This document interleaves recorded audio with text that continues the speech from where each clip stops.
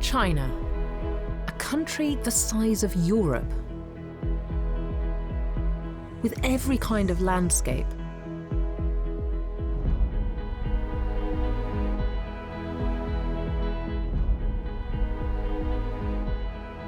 Every kind of habitat, every kind of climate, and where animals of many different types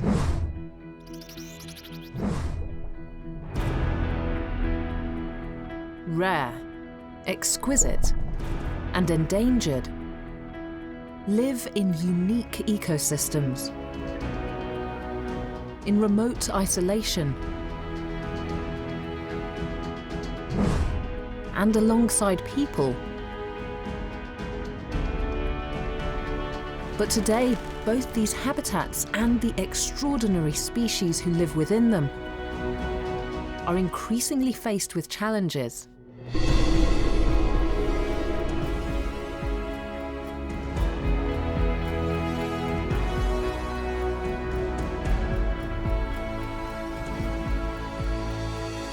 As people race to find solutions,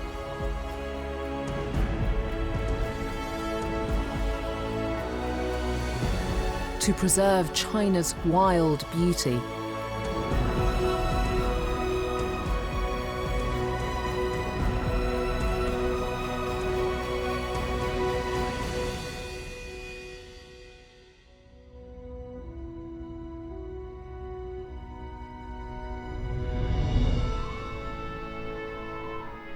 The fabled grasslands of China.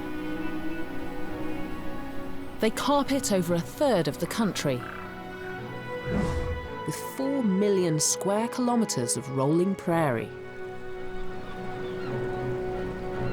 Grasslands are so varied, you find them at contrasting altitudes and climates.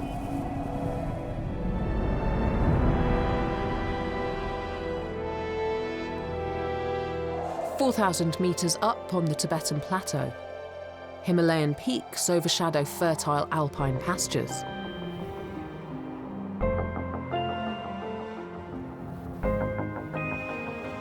In China's low-lying Great West, grasslands gradually give way to sand.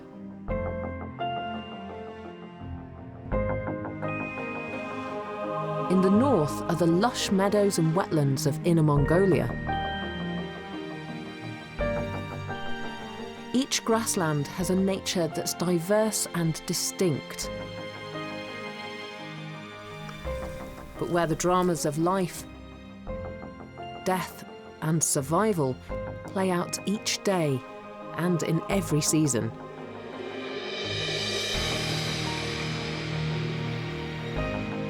This is an ecosystem where wildlife shares its home with humans, nomads and farmers,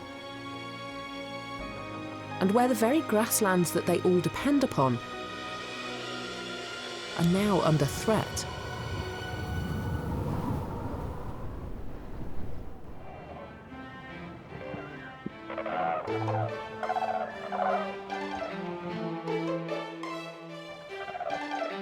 Springtime in eastern Inner Mongolia. The snows have melted and the new grass is beginning to grow. A flock of demoiselle cranes are returning to their northern breeding ground.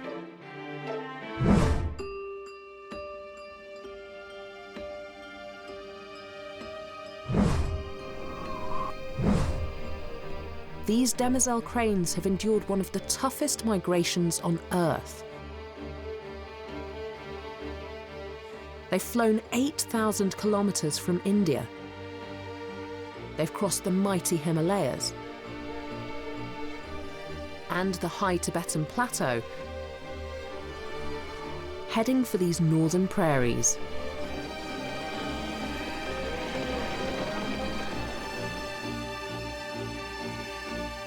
Having fended off hunger and attack from golden eagles,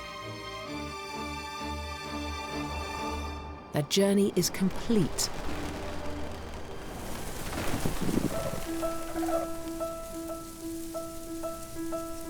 And finally, they land here,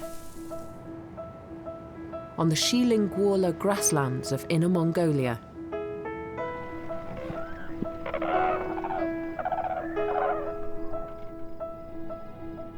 Every year they return with just one purpose: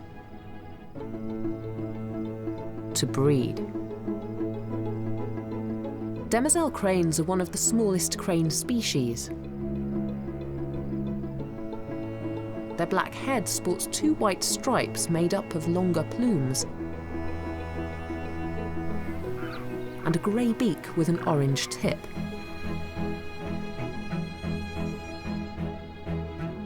The cranes arrive in large flocks, but as soon as they touch down, they disperse quickly into couples.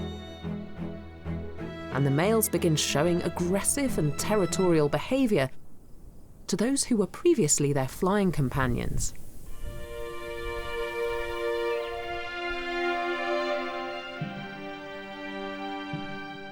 This male and female are monogamous and will stay together for life.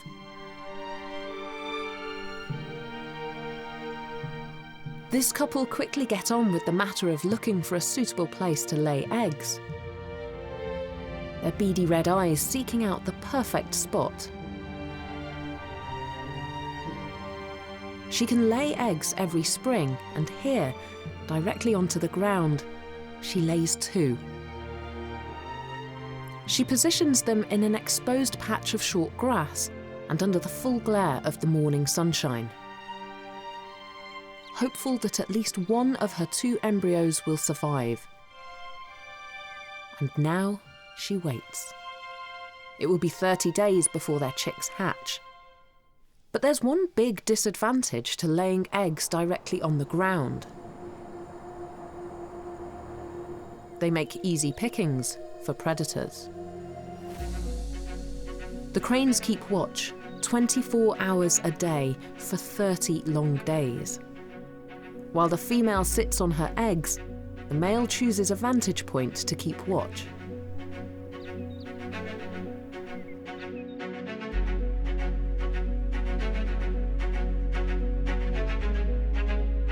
As the fox gets closer, the birds alert each other to the danger with sharp warning cries.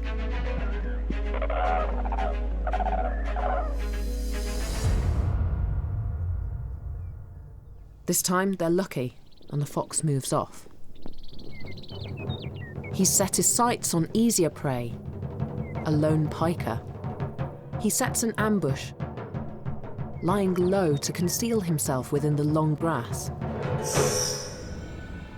Defenseless and alone, the prey is helpless.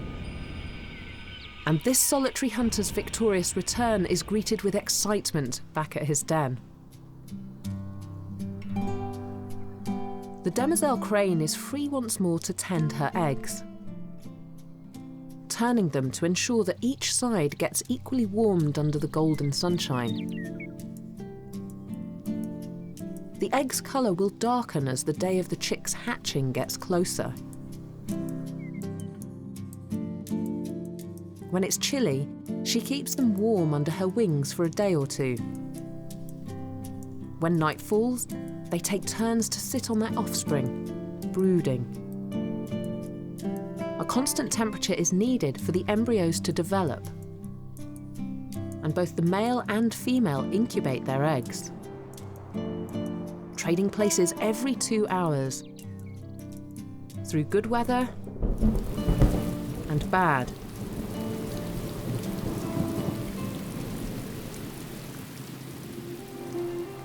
As our crane couple devotedly protect their eggs in Inner Mongolia, 3,500 kilometres southwest, spring comes to these highland prairies a little later in the year.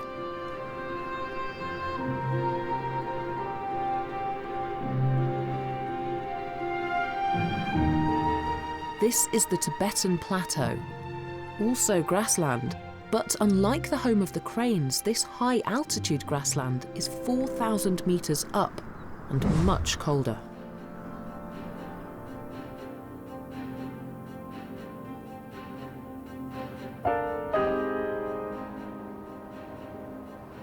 every season is harsh, with frequent strong winds.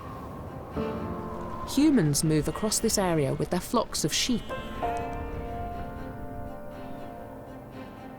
and yaks. They share the plateau with wildlife of all kinds. All have developed in their different ways to life on these very high grasslands, even thriving.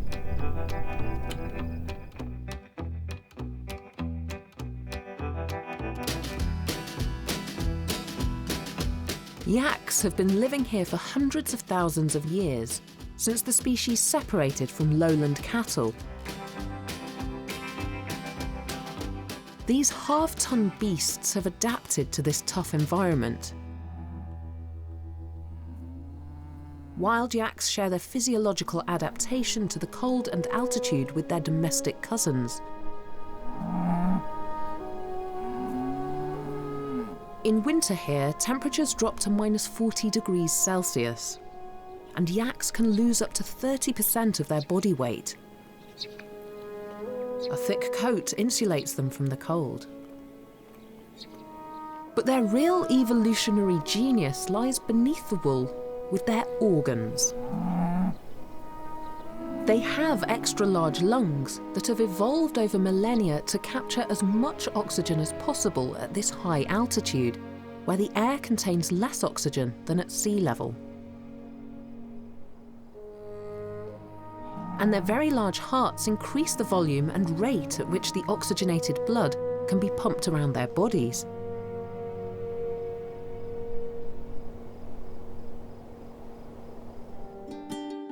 It's an April morning. A manal couple emerge from the rocks they live in. They have the thickest fur of all cats, which serves as good protection from frostbite in this extreme landscape. And their short limbs and especially small ears combat the high winds that frequently whip this prairie.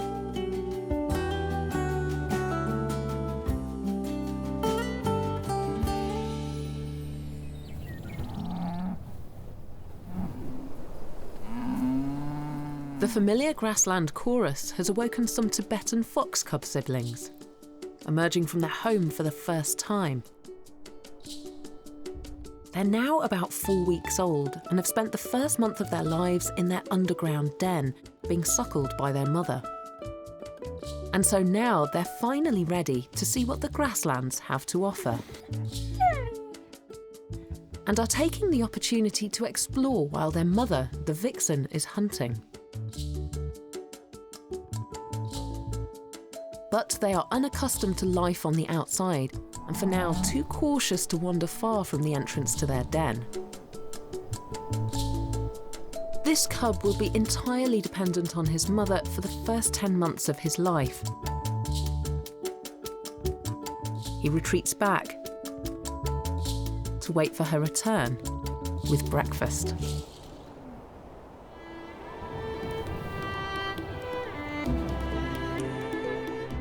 A plucky piker emerges from his burrow.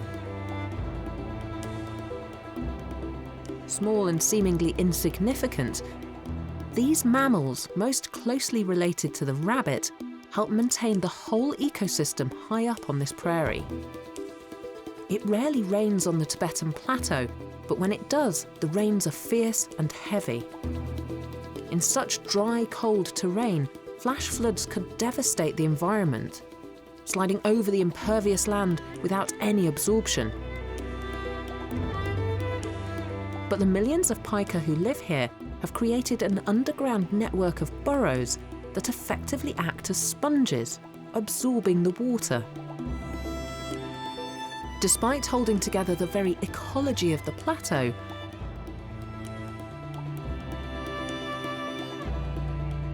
life for the pika on the grasslands is treacherous.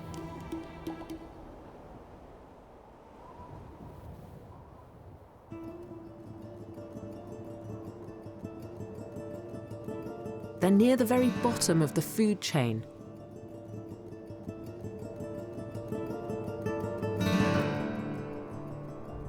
and as the main source of food for multiple predators, their round bodies look like a tempting treat.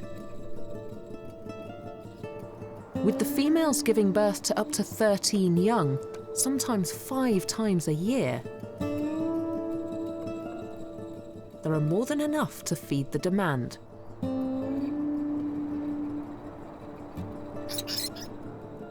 These pikers' play fight attracts attention.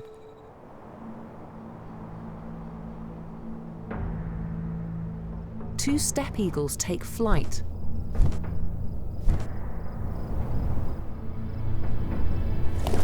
And circle threateningly overhead. They use minimal wing flapping, instead riding on thermals and updrafts created by the landscape. Their young, just days old, wait with anticipation back in their nest. Usually for the first 2 weeks, only the father hunts, but these chicks are hungry, feeding around every couple of hours, so both parents are out, scouring the grasslands below.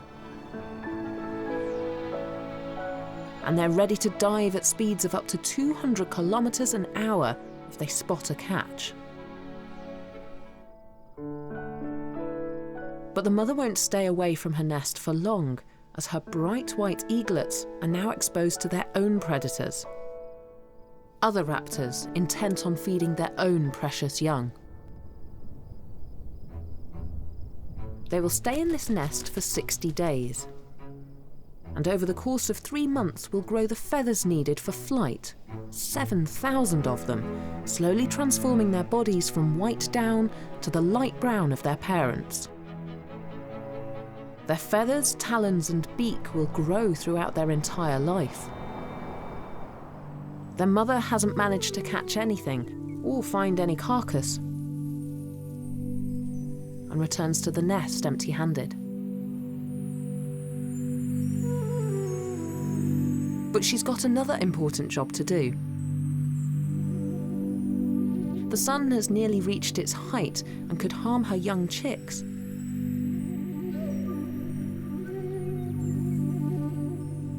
So she makes a shade out of her broad wings. The female steppe eagle is larger than her mate, with a 2-meter wide wingspan, ample space for her chicks. Her layers of feathers can also trap air to insulate the chicks against the cold wind.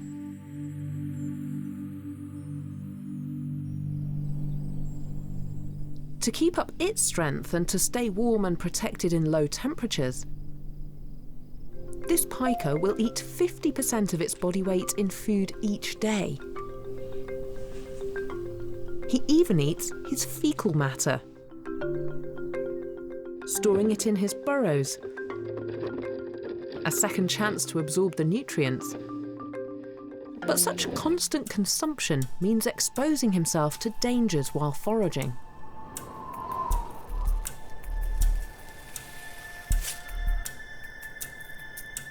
This ambitious fox cub spots something rustling and is drawn out by curiosity.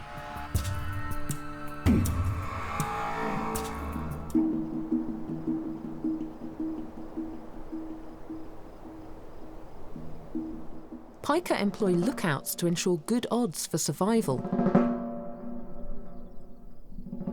The lookout sends a warning signal, a distinct high-pitched cry that says danger is imminent. He is one of several pikers positioned on raised mounds, keeping watch over the wide expanse of grasslands while their friends risk their lives to collect food. Never straying more than 20 metres from his burrow, the race is on to get underground.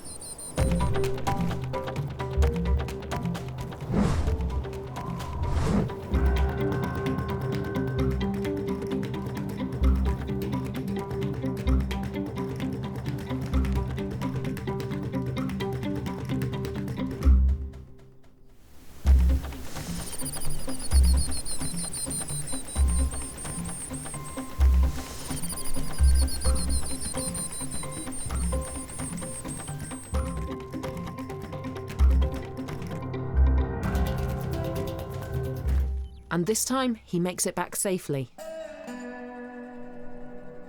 and hurries to the depth of his burrow so as to avoid the digging claws of the desperate fox. A single interconnected burrow can have 5 access holes, so the pika are able to escape predators against the odds.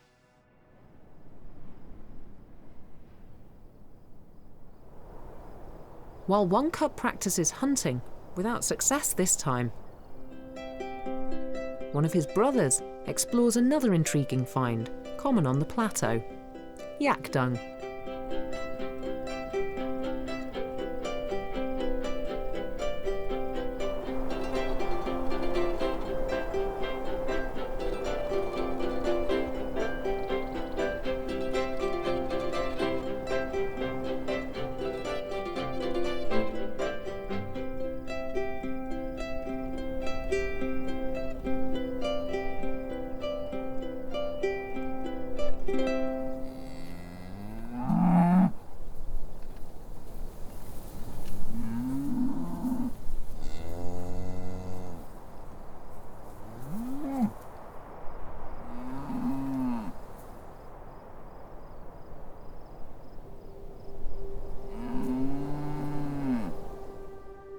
Miraculously, despite living under the threat of danger all around, this pika has a life expectancy of 7 years.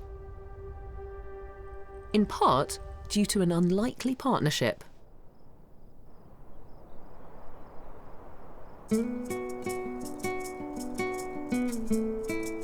While the pika's enemies are numerous, it has found an ally in the snowfinch.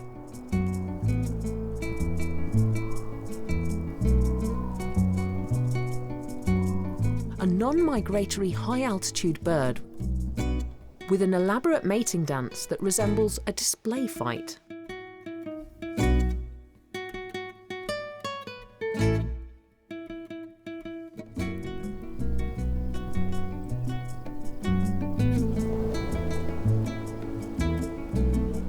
The male and female circle around each other, hopping with slow fluttering wings. The male leads, with the female mimicking his every move. Mating partners are decided upon based on this dance. And another male contender steps up.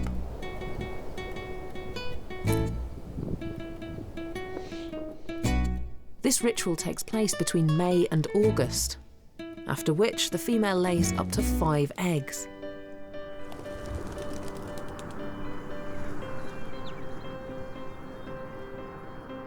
But the permafrost on the plateau means that there are no trees for them to make nests in. And unable to fly more than 10 meters, their options are limited. Birds lay eggs in nests to isolate them and the hatched fledglings from ground-level predators.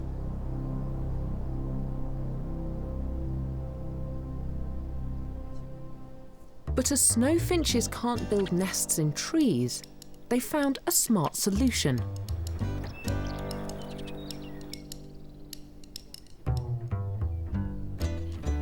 Go underground. They make their nests and lay their eggs among the pika in their underground burrows. It's a system that suits them both. The snowfinches get a safe place for their chicks, and the pika get more sets of eyes on the lookout for predators. For the snowfinches share many enemies with the pika. Predators intent on taking eggs from their underground nests. The pika has evaded fox and buzzard, but her success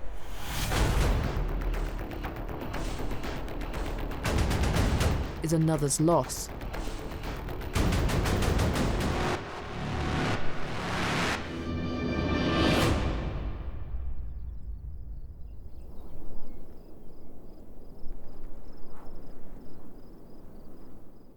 buzzards here have found a different solution to the lack of trees for their nests.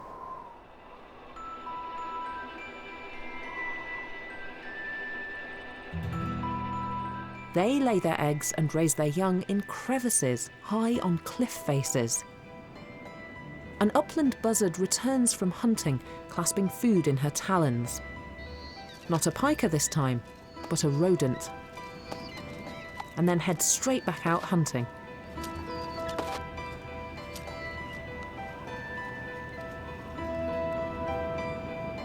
Her strongest devours the rat in one go, while her youngest is still waiting for its turn. Their mother can store food for several hours in her enlarged esophagus, known as a crop. After hatching, the young are unable to fly for the first 2 months of life and stay in the nest, a substantial 1 metre diameter structure of branches and twigs lined with vegetation that their mother adds to every day until the chicks leave the nest.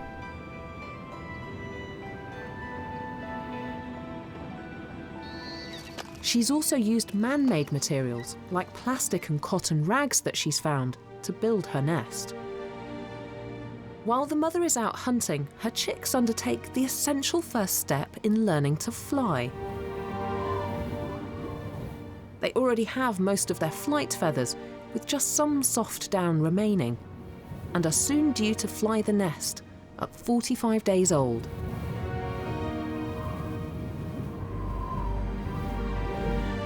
They practice the art of balance, their feathers aligned for flight as gusts of wind catch under their wings.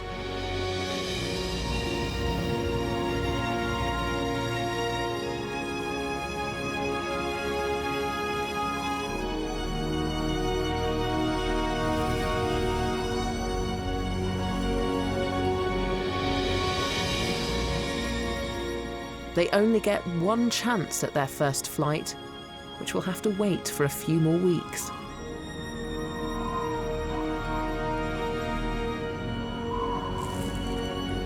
And until then, they are dependent on their mother and happy to have their food delivered.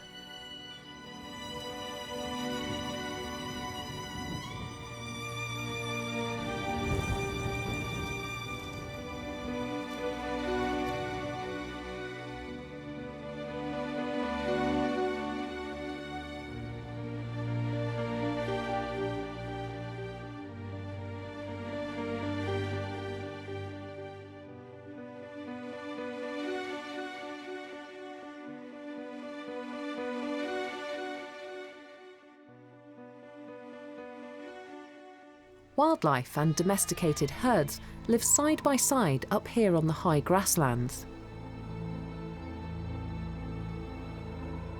Even though it's spring, a sudden drop in temperature is making life even tougher for everyone.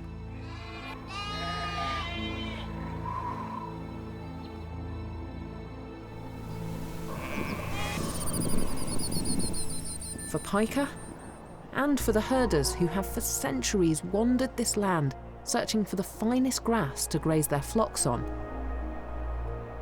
The air in this region is always in motion. Snow can cover the plateau here for 7 months of the year, and this snowfall is beginning to settle. As temperatures plummet, a nomad races against the clock to ensure her flock have enough food throughout the cold spell.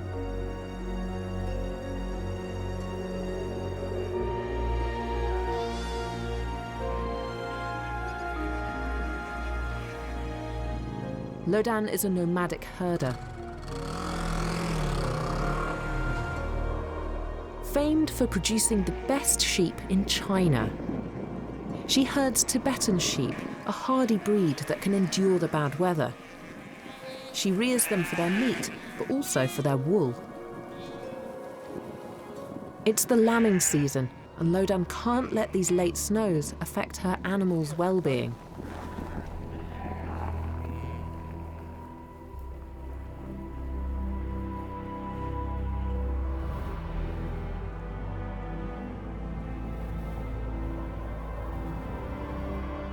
She covers the ground with grass to prevent a frost and ensure some food for her flock.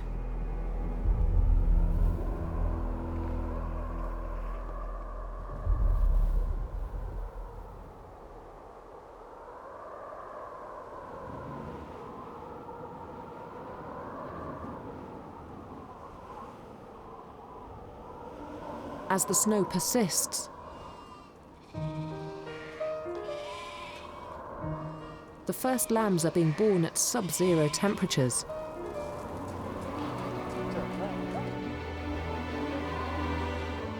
But Tibetan sheep are tough, and combined with the nomads' expertise in caring for them and rearing them, most will survive to taste their first bites of grass.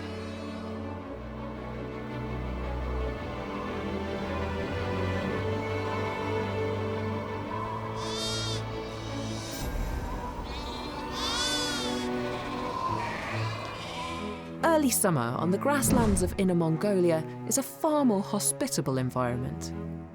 The pair of demoiselle cranes have tirelessly cared for their eggs, and now, after 30 long days, protecting and warming them, something has changed.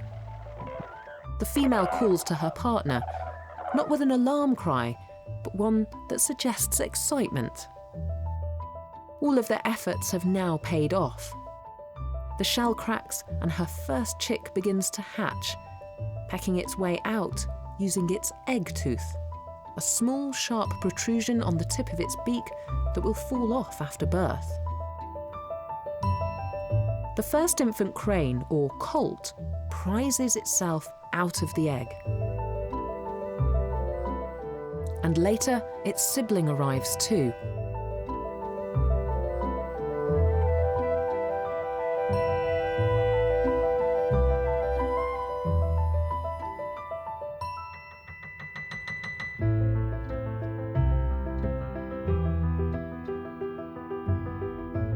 Once they've acclimatized to life on the outside, their training begins.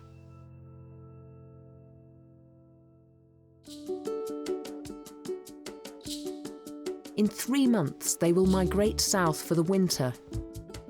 And before then, they need to acquire many skills. But for now, they practice the basics, like walking and running. Cranes typically run into the wind to achieve the lift necessary for flight.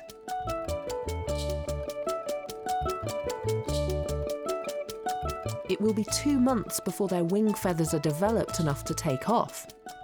So until then, they're firmly rooted to the ground.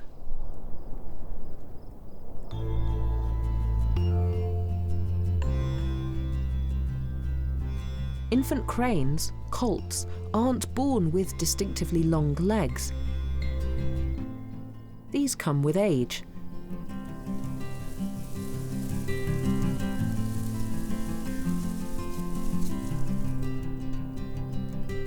So keeping up with their parents is a tiring business.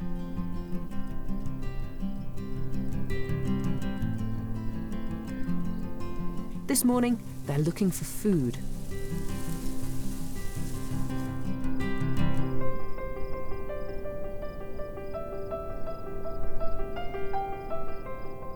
Their beaks have evolved to be long enough to dig out worms from below the surface, down amongst the tough roots of the grass.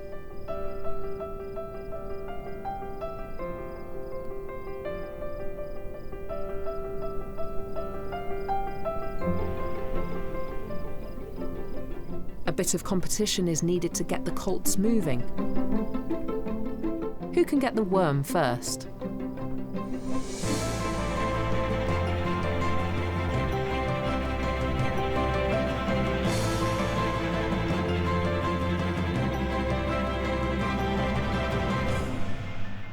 She feeds them directly from her beak to theirs. Sibling rivalry can be a great motivator.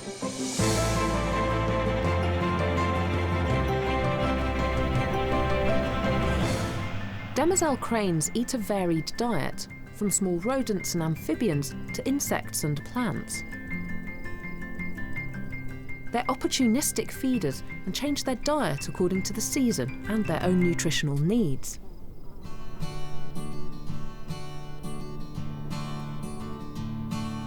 The fledglings can now flaunt their long necks, varying the sound of the cries they make and increasing their communication skills by lengthening and positioning their trachea.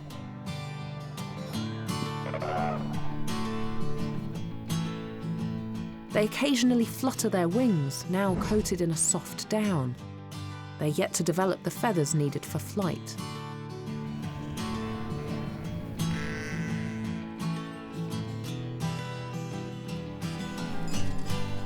When the summer ends, they will embark on an epic journey south to India. A 5,000-kilometre-long migration to warmer winter weather.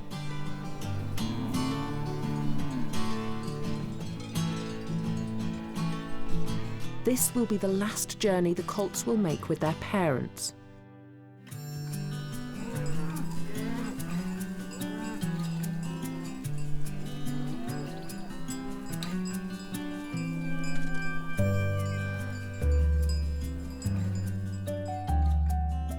Once they reach India, the family will separate.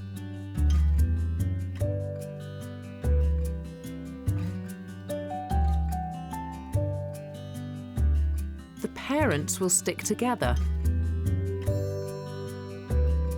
but the colts will be on their own and will have to fend for themselves. So for now, they all enjoy a little family time.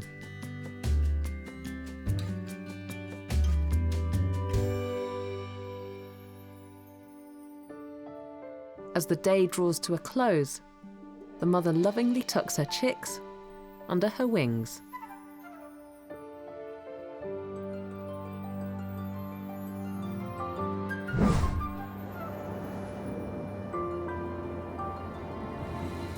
It's high summer on the grasslands of central Mongolia, and temperatures soar well into the 30s. Here in the Hunshan-Daka Desert, the rising of the Gaoga-Sutai River has created a unique and magical habitat.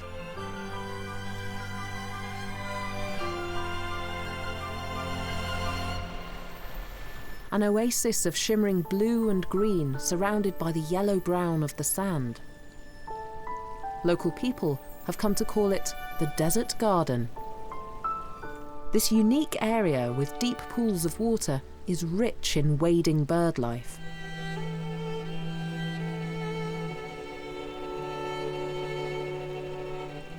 Statue-like herons loom above the water, waiting to pounce on a passing fish.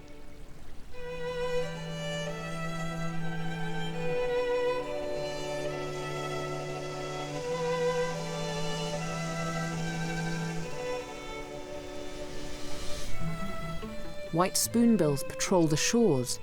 They feed with elegant sideward sweeps.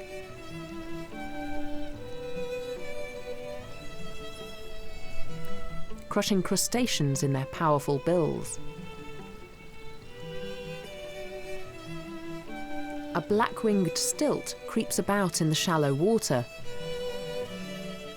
This one's red legs show that it has reached maturity.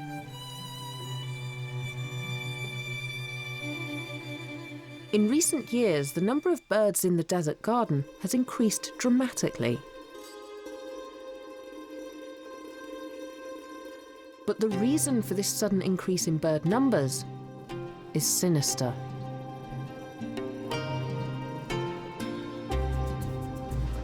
"10 kilometers away is Major Chaganor.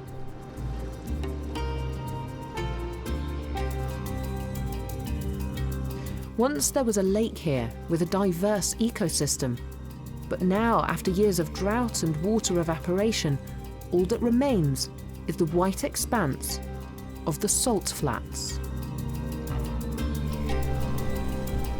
The wading birds may have found water elsewhere and fled to the desert garden and other regions of Inner Mongolia's grasslands. But for the nomads who call this region home, the disappearance of the lake is a major problem.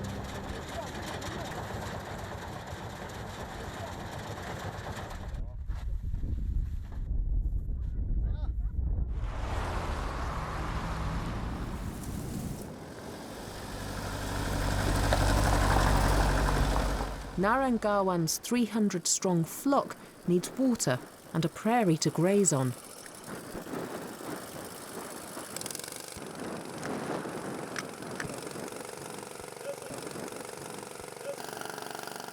Both now are in very short supply. But even more worryingly, the grass in this grassland is struggling to survive. And without its long sheaves of grass acting as a barrier to wind-blown sand,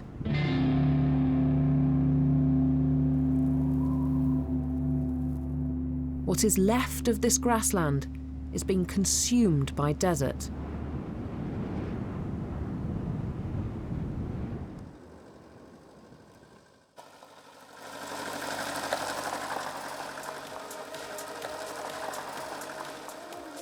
Finding a meadow to pitch a yurt and feed the flock is becoming very hard.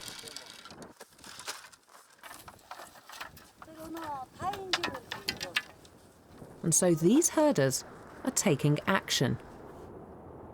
They're trying to reverse the desertification that they see all around them, to save their traditions and livestock.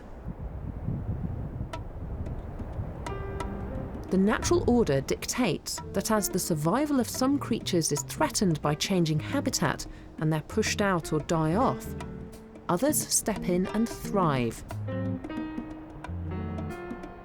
With the emergence of this hostile environment, the desert lizard is king. Its densely overlapping scales reduce water evaporation. Air flows through its lungs in just one direction, most efficiently extracting oxygen from the air. And the desert lizard can also adapt its colour to become lighter as temperatures rise. It reflects more sunlight, and so keeps it cooler. This amphibian is relishing the changing landscape and is fast colonising this desert, breeding at a great rate.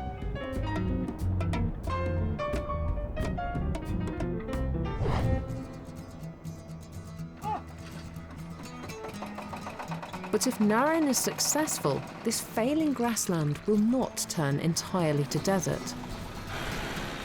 The salt flat will transform to provide the nomads with the green meadows they rely upon for their livelihoods. And they believe the solution to their problems are these. Plants native to coastal marshes, able to survive even in the most extreme environments, capable of growing even on these salt flats and in the desert, where there is little moisture in the soil.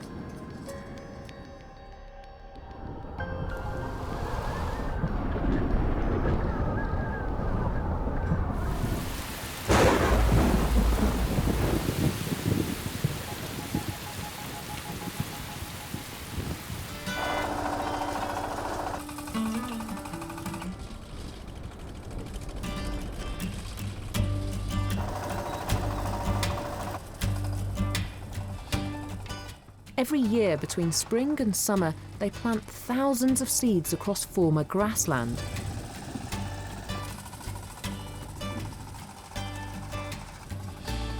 And their efforts are beginning to bear fruit.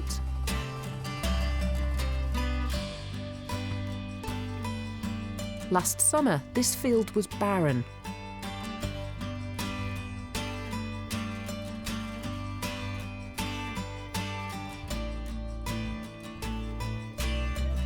Through transplanting non-native plants to this land, the inhabitants can now imagine a future.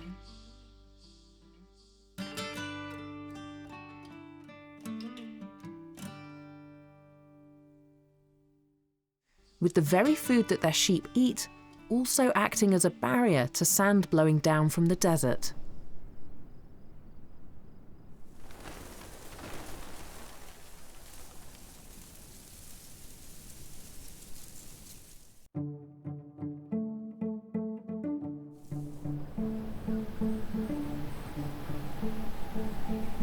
In China's grasslands, and the rich variety of chicks born into this vast ecosystem are now fledged.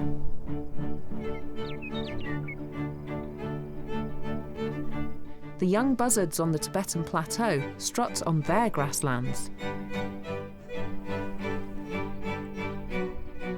Their white markings and feather tips are a reminder that they are still young. Now able to extend their wings 2 meters wide as they take up their position in the sky. In Inner Mongolia, the demoiselle crane colts are now fully fledged. Soon they will embark on their mighty 5-week flight to India. Migration brings out the sociable side of the crane. And the solitary family of 4 joins up with other families until a group of 200 or more has been formed. And it's finally time to bid farewell to the plains where they were hatched and raised. They test the air currents and wind direction. They wait for the sun to be in the right position. They watch for the all clear. And they are off.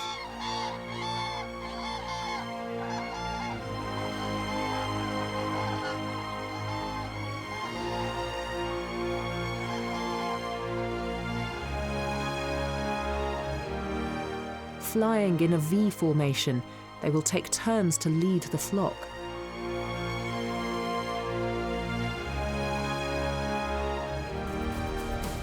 As this is their first flight, on this journey the young cranes will not take a turn at the helm. Their parents will. Using their inbuilt navigation system and knowledge of the rivers and valleys below,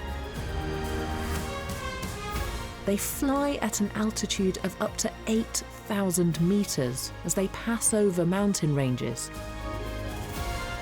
Each bird positioning itself on the wingtip of another to reduce the headwind. They fly as all cranes do, with their necks and legs extended in a perfect straight line, matching the rhythm of their wing beats to perfectly benefit from one another's updraft.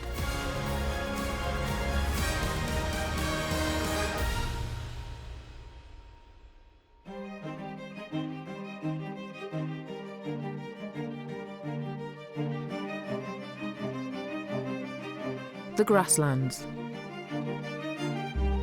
An area of China as varied in landscapes as it is in species. Everyone dependent on the grass for food, cover, and livelihood.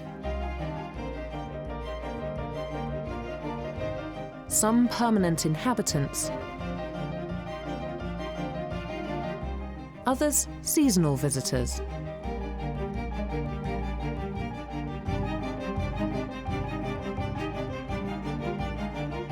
Where the smallest creatures maintain the ecosystem,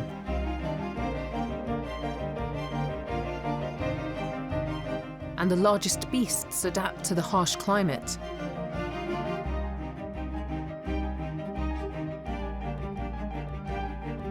A land of stunning beauty, ever-changing. From season to season, and stretching unbroken to the horizon.